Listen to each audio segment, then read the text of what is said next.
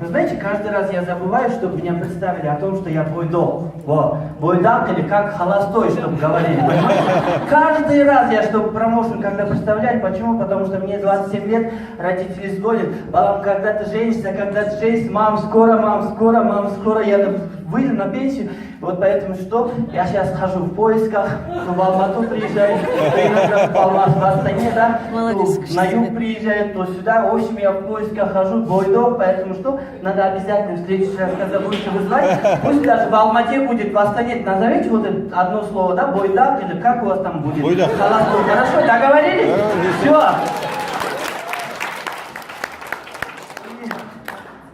На самом деле, вы знаете, я сам родом именно из Сикуля, и поэтому вот такое чувство, когда встречаюсь именно бизнес-партнером с Казахстаном на родной земле, не то что в Кыргызстане, а на той земле, где ты родился, и вот такой теплый прием, и тебя встречают вот так. Для меня честь выступать. Добро пожаловать в мой родной край, где я родился, где я вырос. На самом деле, как мне представили, зовут Бахтияр. Те, которые сегодня первый раз, я хочу поближе с вами познакомиться. Зовут Бахтияр, мне 27 лет. Перед вами выступает сын простого чабана. Я с юга, с того берега. Мои родители сейчас там. Только когда как сюда я приезжал, мой отец, завтра у нас праздник будет, у брата моего там родилась дочка, в общем, отпразднуй 40 дней, как положено, балам, ты не можешь там приехать. Я говорю, пап, вот я не знаю, всегда я иногда родственников выбираю, иногда то, иногда это. Я говорю, мне надо здесь быть, мне надо быть здесь по работе. Они говорят, они понимают, что сейчас, что это моя работа. И вы знаете, у нас в семье 5 детей, я самый младший, у меня 2 брата, 2 сестры, я самый младший. И чтобы нас воспитывать, так получилось, что у меня 2 сестры там студентами стали, потом старший брат там закончил школу, он поступил в вуз, потом средний брат начал учиться, и я начал учиться в школе, и нам, родителям, тяжело было, на самом деле тяжело было. Отец на старом УАЗе, на УАЗике, там абрикосы вы видели, да, яблоки здесь самые вкусные, картошки, яблоки, абрикосы привозил в Бишкек, он вот так продавал нас. Его задача была нас одевать и самое главное оплатить контракт на учебу. Маминая задача, я помню, вот с самого детства я помню, моя мама ночами делала сюзьмё, творог, айран, все молочные, вот эти все продукты. Я помню, утром 10 литров леги, сюда молока, 10 литров утром, сюда молока. И вот по всему селу. Иногда были моменты, там тоже есть пансионат, вот по всем пансионатам ходит, продает молоко, по всему селу ходит, продает молоко. Я просто помню, в конце дня у нее, вот бывает, вот руки мозоль, вот она приносила постоянно конфеты, сникерс, еще что-нибудь. Мы встречать пошли, идем, и она не могла даже толком сумку открыть, оттуда достать свои сникерсы, шоколады, потому что целыми днями вот этими флягами, с сумками тяжелыми ходила, продавала молоко. Я тогда говорил, мам, я буду учиться хорошо. Тогда я говорил, что вы никогда не будете с отцом ездить, где абрикосы продавать, молоко продавать. Все было. Вот дал мне слово, что я буду зарабатывать хорошо, что я буду учиться хорошо. И вы знаете что? Она всегда говорила, да, балам, тяжкий телегин берет, то есть ты маленький, ты самый младший, мы тебя верим. Она обратно что? 2-3 часа отдыхает, а обратно ночами крутит сметану, творог, айран, сюзьмё. Утром на следующий день туда молока, тяжелыми сумками ходила по всему селу, продавала молоко. Я просто вот иногда вспоминаю, мне слезы, потому что с самого детства, вот уже больше 15 лет она продавала по всему. Вот насколько я себя помню, даже когда я уехал в Бишкек учиться студентами, она нам отправляла деньги, копила, продавала, и вот так.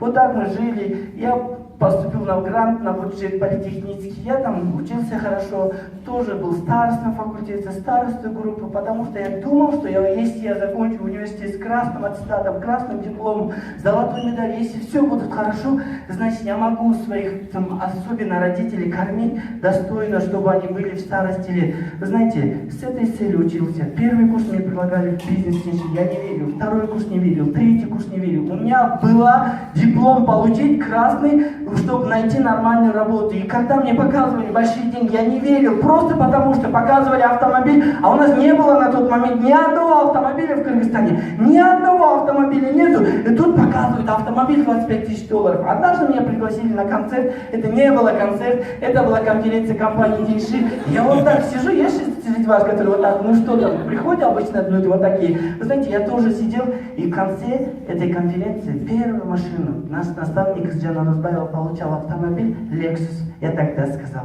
на следующий день пришел, заключил за 10 долларов, взял в долг контракт, заключил соглашение, сказал, я тоже получу Lexus.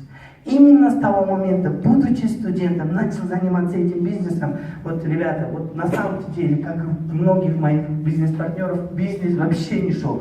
Прихожу к моим одногруппникам, мы жили в общежитии, они вот баха-баха, Lexus geht продать, баха-баха, BMW идет, баха-баха, вот постоянно издевались, что они в общежитии живут, они вот, как ты туда попал, ты и русский толком не знаешь, как ты туда попал. Вы знаете, однажды я им говорю, вот злость, я им говорю, вот я вам покажу этот бизнес, что здесь можно получить автомобиль. И самое интересное, потом я посадил всех моих родственников, всех моих сестер, братьев, там, я им черчу, вы представляете, машины, яхты, самолеты.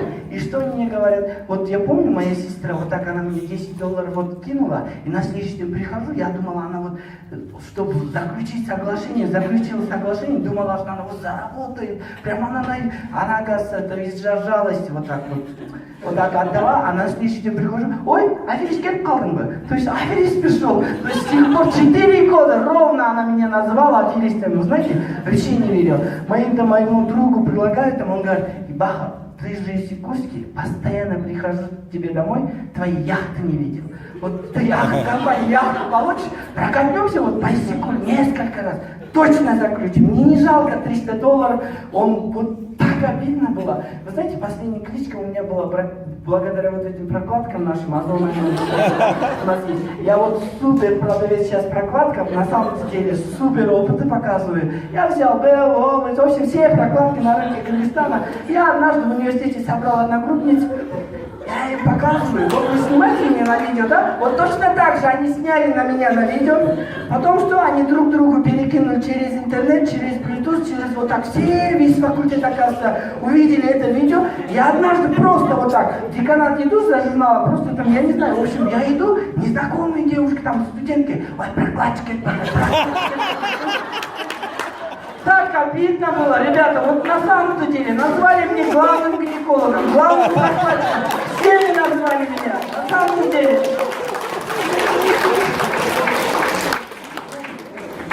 Обидно было. Вот в университете хожу уже 4-5 курс, меня назвали прокладчиками, гинекологами, Башалян Калван, то есть что, это Баршак там оқытып салған, фанатом стал, он прокладки продает, сейчас сумку откройте, у него прокладки там. Постоянно издевались вот сокурсники, но тем не менее, ребята, я двигался, просто у меня была причина.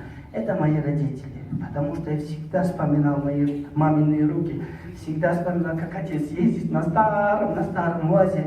Вот так я двигался, мне больше года ничего не получалось в бизнесе, ни одного контракта. Прихожу, рассказываю, аферист, лохотрончик, туфта, гинеколог, прокладчик.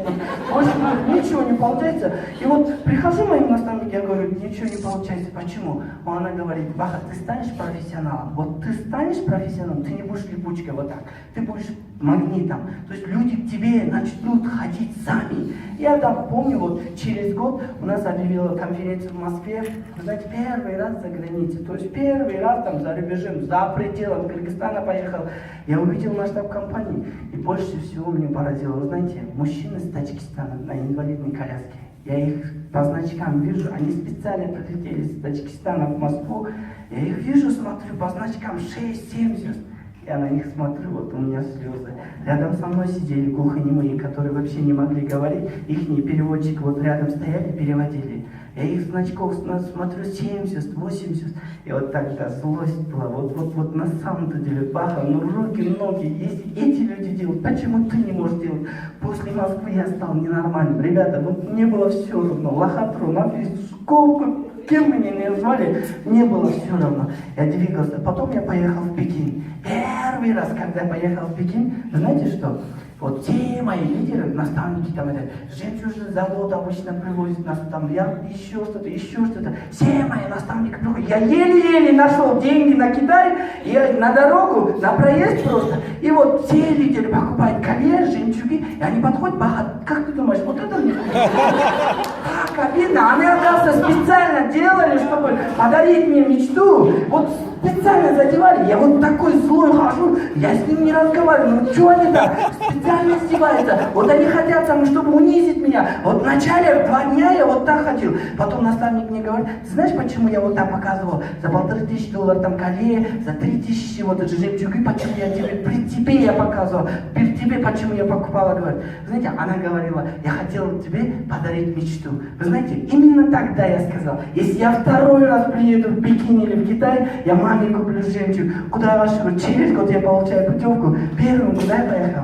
Жемчужный завод. Ребята, я оттуда привожу жемчуг. На Исикуль приезжаю, маме одеваю, у мамы слезы. Я тогда сказал, ради этих слез стоило заниматься этим бизнесом. Вы знаете, сейчас зима, холод, на улице снег, у мамы тут открыто, вот так. Вот на самом деле.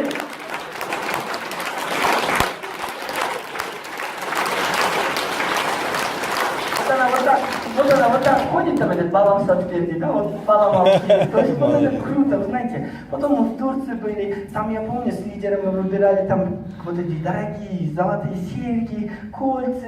Потом мы в Питере янтарное кольцо покупал. Потом в Индонезии вот эти дорогие платки я покупал постоянно, каждый раз.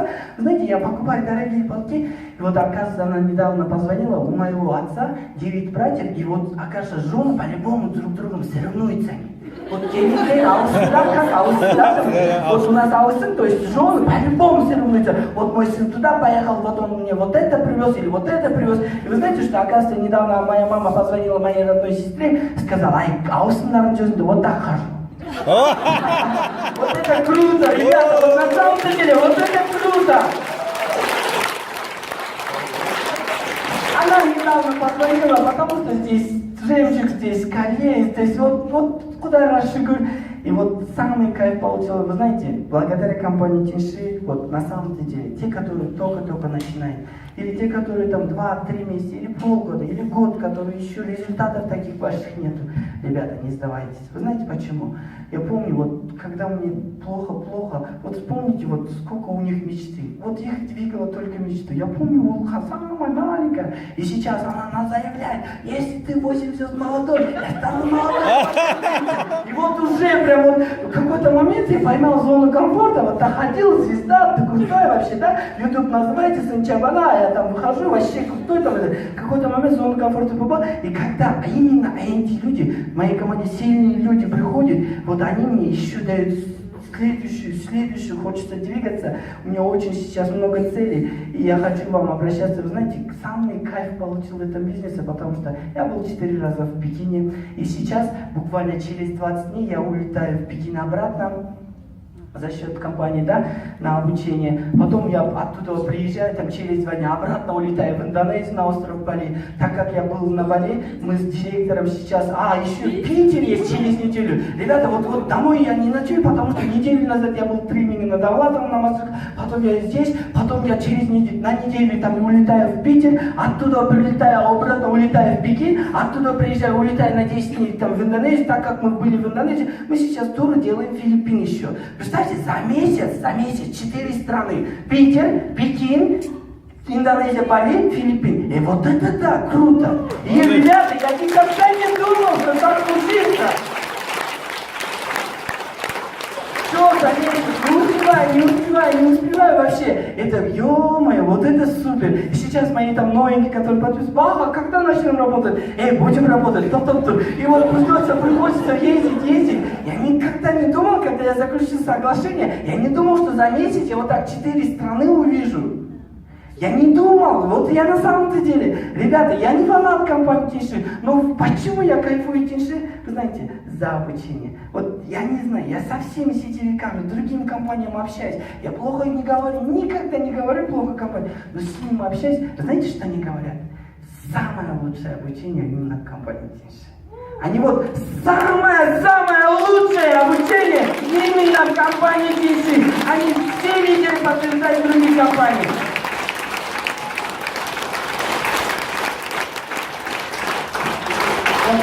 Вы знаете, когда объявил мотивационную программу, сказали, что если я за год с 6 на 8 звезд поднимусь за год, а там, вы знаете, те, которые работают, 6 звезд 25 тысяч долларов, да? 8 звезд 400.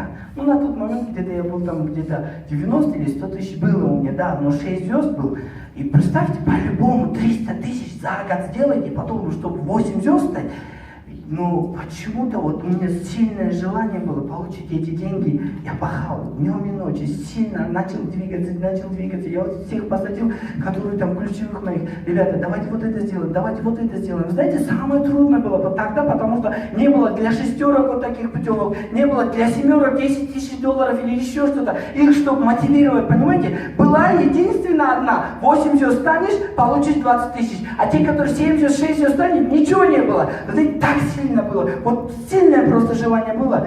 Я это сделал. Когда я в Москве выходил, вы знаете, мне 10 тысяч долларов, 20 тысяч долларов в Алмате дали, 10 тысяч долларов сюда, 10 тысяч. Я вот так по Алмате ходил, в сервисном по Сейфуллино, вот так вот это супер ощущение. Приехал оттуда, я начал выбирать машину, но я сказал, что я буду покупать Lexus. Мне привезли самую новую, там этот Lexus 330 RX, и приехал в своему селу, Кадисай, то есть на тот берег. И я помню вот так всех гостей, у кыргызов как барана режет, тамак кылып, всех гостей. Я говорю: мам, можно того родственника приглашу? Мам, можно вот того там еще? Мам, можно вот этого соседа? Вот специально тех, кроме тех списков, я еще выборочно тех выбрал. Знаете почему? Именно те больше всего задевали. Именно те больше всего мне говорили: ой, балана родич патат. Моей маме постоянно говорил: ой, куда он попал, то, прокладчик, много же говорил. Вот все гостей, все гостей в конце мне дали тост. Я тогда сказал: папа, до 63 года ты ездил на старом УАЗе. Я не хочу, чтобы ты с УАЗа на легковушке, на Ауди, на какую-нибудь Мерседес там сел там. Я говорю: вот этот на улице Lexus, новая машина, новая твоя машина. Вот тогда ребята увидели бы вот слезы моих отцов. На тот момент отец плачет, смотря на него, мама плачет, я плачу. Ребята, вот этот момент, когда ты вручал ключи от нового автомобиля своему отцу, это было круто. Вот на самом деле это было круто.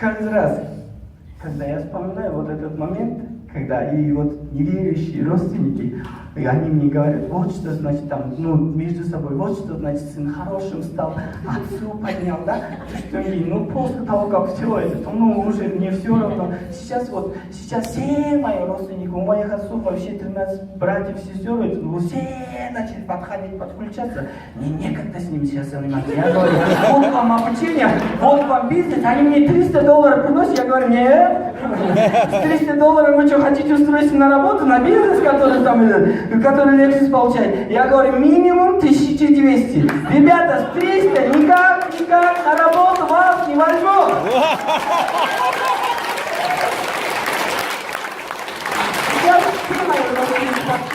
Все знают, что это очень круто. Вот на самом деле я был 5 раз в Пекине, да, уже 5-й раз лечу. Был в Турции, был в Анталии, был там Индонезия, Малайзия, Куала-Лумпур, был 2 раза в Питере, там сейчас 3-й раз лечу, был в Москве. Все хорошо, езжу, путешествую, все хорошо, и деньги зарабатываю. Сейчас я сильные такие обучения получаю сейчас. Куда вкладывать те деньги, которые заработаны? То есть что? Мои наставники сейчас учат: вот в том месте ты должен покупать недвижимость, вот в том месте ты должен покупать недвижимость, вот столько вот это стоит, вот столько. То есть сейчас, дальше перехожу на следующий этап. То есть на заработанные деньги, сейчас уже мне надо будет что? Инвестировать на недвижимость. Сейчас я очень сильное обучение получаю по недвижимости, потому что да, тише круто, но мне это надо девать куда-то надо, верно, идти заработать деньги. Куда я расширю, говорю, все хорошо. И сейчас я вот каждому, который, только приходят люди, я им смотрю, я говорю, ребята, вот только вот потерпите 2-3 года конкретно, давайте поработаем. Вот я точно говорю, я им говорю, минимум сумму миллионер через 3 года, обещаю. Но сейчас моя цель, мне сейчас 27, я хочу к 30 годам долларовым миллионером стать. И вот поэтому что, я им говорю, я вот к этому иду. Вот если ты скажешь да, без проблем, нет, ну ничего страшного, с тобой или без тебя я сделаю, верно? Вы знаете, вот такие сильные люди начали приходить. Буквально 3 дня назад я вообще через так попал, что, оказывается, в Казахстане есть село Гавриловка или там какой-то БКТ, короче, вот нет, там еще военный городок, там дальше Атар и дальше, короче, сейчас учение будет проходить. Все вот такие военные сидят, я им кружкой делаю, они говорят, нифига себе, давай подключаться. Вы представляете, вот до Алматы 80 километров и дальше, оказывается, есть БКТ, отдельный поселок городского типа у вас, и вот есть в Гавриловке, и как раз вот там только... Да, только военные живут, оказывается. Вы знаете, к ним попадаю вообще через контроль, но они так смотрят. Я сейчас понял, что надо просто с многими людьми надо делиться своей мечтой, делиться с целью, и у тебя точно получится. Ребята, я хочу вам сказать, должна быть сильная причина, почему ты хочешь следующую квалификацию закрыть. Должна быть сильная причина, почему ты хочешь получить 5000 PV, почему ты хочешь получить 10 тысяч PV, почему ты хочешь получить 20 тысяч PV. Должна быть просто сильная причина. Когда у тебя будет сильная причина, ты на холод, на дождь, ни на что не будешь смотреть, ты будешь только делать и получать все подарки от компании Тиши. Ребята, я вам хочу сказать, чтобы следующие 2 дня изменила вашу жизнь на 180 градусов, чтобы вы говорили, что я вот в 2006 была в Гудлейке, и там я послушал вот этих ребят, и там я послушал и Розабека, и там и так далее, и Луизи, и так далее. Всех львов был на конференции или был на лидерском каникуле. И вот так я с тех пор начал что? Подниматься, стал миллионером. Давайте вот так скажем, кто за? Ребята, вот сейчас моя миссия, я понял, что я могу многим людям просто помочь. На улице сколько людей, которые не знают о нашей продукции, сколько людей, которые хотят. Я сейчас понял, что на улице очень много людей, которые хотят по-другому жить, круто жить, хотят путешествовать, личностно расти. И вот это я точно знаю. Я сейчас понял. Вы знаете, что моя ближайшая цель, это вот, у меня там по роду вот так. Прадедушка был чабан, дедушка был чабан, отец чабан. Вот это самый младший, вот эта профессия должна была перейти вот мне, да, вот чабан, я тоже должен быть чабаном, понимаете? Но я точно знаю, что с помощью Тиши сейчас вот так. Чабан, с меня. Миллионер. Ребята, вот это